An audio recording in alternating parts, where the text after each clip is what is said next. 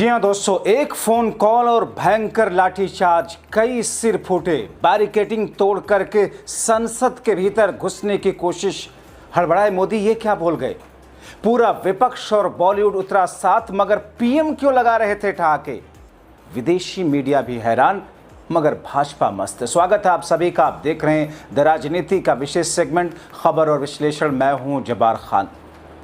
दोस्तों, आज सिर्फ देश का 70% देश की जनता ही नहीं, बल्कि पूरी दुनिया के लोग भारत की तरफ निगाह उठाकर देखते हुए ये पूछ रहे हैं कि ये कौन सी सरकार है जो अपनी ही देश के युवाओं छात्रों के ऊपर लाठियां भजवा रही है, जो उनके भविष्य के साथ में खिलवाड़ तो कर रही है, मगर जब उस खिलवाड़ को रोकने के लिए आवाज उठाई जाती है तो विपक्षी नेताओं के साथ साथ में उन छात्रों और युवाओं के ऊपर हैवानियत बरपी जाती है। मगर दोस्तों, इन तमाम चीजों के बीच में जिस तरीके से सरकार ने पुलिस और प्रशासनिक अमला और फोर्स के जरिए रोकने की कोशिश की, इन तमाम चीजों के बीच में देश के युवा छात्र जेनजी पार्लियामेंट तक पहुंच गए। कॉकरोच जनता पार्टी, उनसे जुड़े हुए लोग, देश के युवा छात्र, सारे के सारे विपक्षी पार्टी के नेता, उनसे जुड़े हुए युवा संसद भवन पहुंच गए। संसद भवन के भीतर घुसने की कोशिश की। संसद की सुरक्षा को और ज्यादा बढ़ाया गया। मेन गेट को बंद करना पड़ा। पुलिस ने प्रदर्शनकारियों को रोकने के लिए आंसू गैस के गोले छोड़े। तितर बितर भीड़ को करने लगे। इस दौरान संसद चल रही थी। पीएम समेत सभी सांसद अंदर मौजूद थे।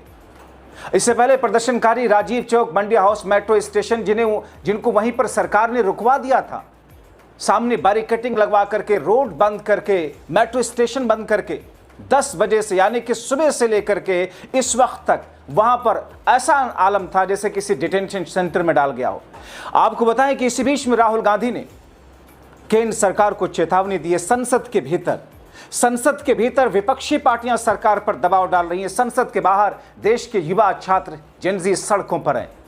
राहुल गांधी, चंद्रशेखर आजाद, अखिलेश यादव, डिंपल यादव, ममता बनर्जी, उद्धव ठाकरे, संजय सिंह, शबाना आजमी, बॉलीवुड से जुड़े हुए लोग समेत तमाम लोग, इनका दबाव इस वक्त सरकार के ऊपर में है। सरकार ने आनन फानन जंतर मंतर सील करा दिया, मगर इस बीच हड़बड़ाहट में जंतर मंतर पर अभिजीत से बात करने के लिए सरकार ने दूत भेज दिया। किसे? दूत की शक्ल में पुलिस को। पुलिस जंतर मंतर पर जाए, पुलिस के अधिकारी अभिजीत दीपिके से अभिजीत दीपिके बात करेंगे। पुलिस अभिजीत दीपिके से बात करेगी। पुलिस ने पेपर लीक कराया। पुलिस ने शिक्षा व्यवस्था का बेड़ा गर्क किया। पुलिस अधिकारी को हटाने की मांग कर रहे हैं क्या ये लोग? मगर यही अंदाज। सोनम की पत्नी और अभिजीत दीपिके समेत विपक्ष अब अहिंसक मार्च का नेतृत्व कर रहा है, मगर इस बीच में पुलिस के जरिए सरकार बात करने की पहल कर रही है। गजब है दोस्तों। घपला करे मंत्री जी, मोदी शाह के मंत्री, और बात करने के लिए भेजे पुलिस को। प्रदर्शनकारियों पर पुलिस भयंकर लाठीचार्ज इस वक्त कर रही है। कईयों के सिर फूटे हैं। ऐसे में राहुल गांधी की हुंकार सामने आई है। राहुल गांधी ने कह दिया, छात्रों, देश के युवाओं पर लाठीचार्ज का हिसाब लिया जाएगा। जिसके भी आदेश से लाठीचार्ज हुआ, कुछ तो शर्म कीजिए। युवाओं की आवाज को दबाने नहीं देंगे। इस बीच हालात के मद्देनजर सीजेपी के फाउंडर अभिजीत दीपिके ने भी अपनी भूख हड़ताल खत्म कर दी, अनशन तोड़ दिया, ताकि पूरी शिद्दत के साथ आंदोलन को लीड कर सकें। कमजोरी के कारण वो दबे नहीं, झुके नहीं। उधर 23वां दिन है सोनम वांगचुक के भूख हड़ताल का। अस्पताल के बिस्तर पर उन्हें सरकार ने उनका अनशन तोड़वाने की कोशिश की, मगर उन्होंने तोड़ा नहीं, बल्कि ऊपर से पत्र लिख करके इस मार्च में जाने के लिए, डिस्चार्ज करने के लिए बात कही। इस बीच सरकार ने घबराकर सीजेपी प्रवक्ता सौरभ दास और आशुतोष रांका, जो कि इस वक्त केंद्रीय मंत्री जेपी नड्डा से मिलने के लिए भी निकले हुए हैं। इससे पहले पुलिस ने जंतर मंतर पर किस तरीके से कॉकरोच पार्टी से जुड़े हुए लोग, युवा, जेनजी पर लाठियां भाजी थी, हमने आपको पिछले शो में दिखाया था। इसमें चोटें आई, मगर सरकार के दमनकारी नीति के चलते बल और हिंसा, पुलिस और फोर्स अपने आकाओं के आदेश पर किस तौर पर यह फोर्स उतारू है। जिस तरीके से सोनम वांगचुक ने विपक्ष से, राहुल से मदद मांगी थी, ऐसे में राहुल की सेना भी, वो लोग जो किसी भी राजनीतिक पार्टी से जुड़े हैं या नहीं जुड़े हैं, छात्र हैं, युवा हैं, वो सब के सब पहुंच रहे हैं। सपा सांसद डिंपल यादव के नेतृत्व में सपा के सांसदों ने जंतर मंतर पहुंच करके इस आंदोलन में हिस्सा लिया। तो दूसरी तरफ बॉलीवुड के कई अभिनेता, शबाना आजमी इस आंदोलन में मार्च करते हुए दिखाई दी, खुद शबाना आजमी। और इससे पहले मैंने आपको बताया था कि बीजेपी सांसद रहे सनी देओल के भाई अभय देवल ने खुद एक्स मीडिया पर सपोर्ट किया था। उधर मौके पर आज़ाद समाज पार्टी के प्रमुख और सांसद चंद्रशेखर आज़ाद भी इस मार्च में जंतर मंतर पर पहुंचे। प्रकाश राज अभिनेता जो समाज सेवी हैं, विरोध प्रदर्शन वाली जगह पर मौजूद हैं। लोकसभा सांसद और आज़ाद समाज पार्टी चंद्रशेखर आज़ाद, जिनका टकराव पुलिस के साथ हुआ, उन्होंने कहा कि युवाओं के आवाज़ दबाने की पुलिस अगर कोशिश करेगी किसी एक पार्टी और सरकार के कहने या दबाव के आधार पर, तो फिर इसका भी हिसाब होगा। वो कहते हैं, एक भारतीय युवा होने के नाते मैं युवाओं का दर्द समझता हूं, उनकी आवाज़ बनने के लिए यहाँ आया और पुलिस हमें यहाँ से हटा नहीं सकती है। आम आदमी पार्टी के नेता पूर्व सीएम आतिशी, संजय सिंह, मनीष सिसोदिया सीजेपी के प्रदर्शन स्थल पर और इस मार्च के लिए निकले, शामिल हुए। दोस्तों, जिस अंदाज में, जिस तरीके से एक दिन पहले ही रविवार को उन सब ने यहां पहुंच करके इस प्रदर्शन में शामिल होने की अपील की थी। दोस्तों, 25,000 लोगों के आसपास, 25,000 की तादाद जो जंतर मंतर के आसपास के इलाकों में जो वहां पर पहुंचना चाह रही थी, जिन्हें पुलिस ने रोक रखा है। मगर दोस्तों, एक तरफ सरकार की दमनकारी नीति और दूसरी तरफ देश के युवा छात्रों का प्रदर्शन आंदोलन अब एक निर्णायक मोड़ पर पहुंच चुका है। इसीलिए सरकार हर तरह से इसे रोकने के प्रयास में। दोस्तों, सुबह तो पत्थर और ईंट से भरा हुआ ट्रक खड़ा करा दिया गया था जंतर मंतर पर। अब प्रदर्शन स्थल के आसपास में इन पत्थरों से लदे हुए, ईंट लदे हुए, कंकड़ पत्थर से ट्रक होने को लेकर हंगामा मच गया था।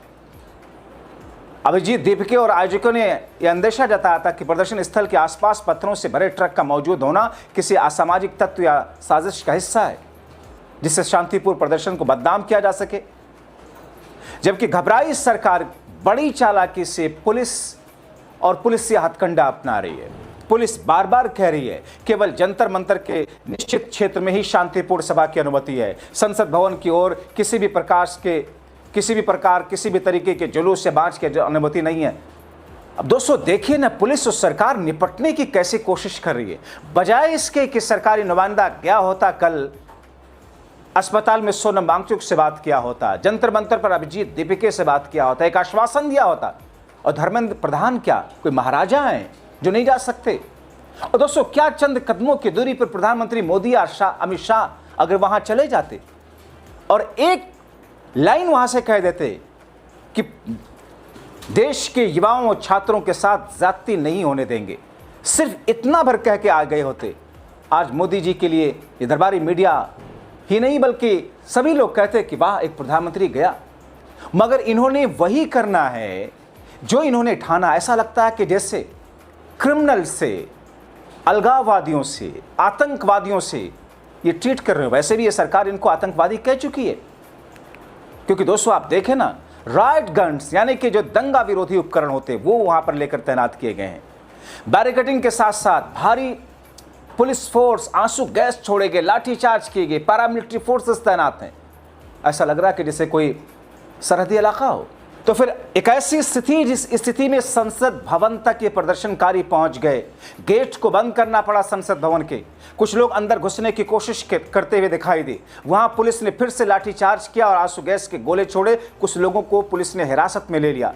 संसद के भीतर एक युद्ध चल रहा है, नीतिगत तरीके से कानूनी दायरे में रह करके जो व्यवस्था है लोकतंत्र की, उसकी राहुल समेत विपक्षी नेता। तो दूसरी तरफ संसद के बाहर देश के युवा और जिनजी अपनी ही सरकार से न्याय के लिए लड़ रहे हैं, मगर शर्म फिर भी नहीं आती। काश देश के भविष्य के लिए कोई कदम उठाया जा सके, जिससे देश और देश का भविष्य संवरे, छात्रों और युवाओं को मदद मिले। अपनी राय जरूर लिखें।